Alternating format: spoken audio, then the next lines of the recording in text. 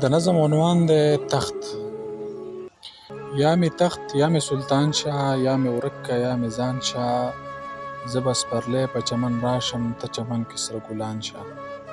یا مې تخت یا مې سلطان شه، یا مې ورک که یا مې ځان شه. زه به سپرلی په چمن راشم، ته چمن کې سره ګلان شه.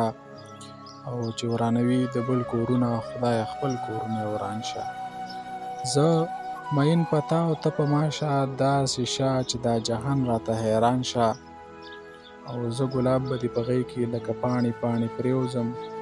زه ګلاب به دې په غېږ کې لکه پاڼې پاڼې پرېوځم. یا راشه په چمن سپېره خزان شه.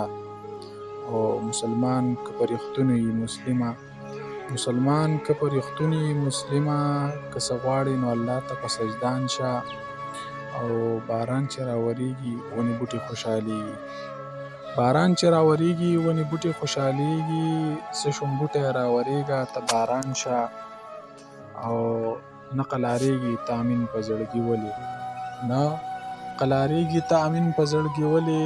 ګورې رسته رسته سله زه روان شه، ګورې رسته رسته سله زه روان شه.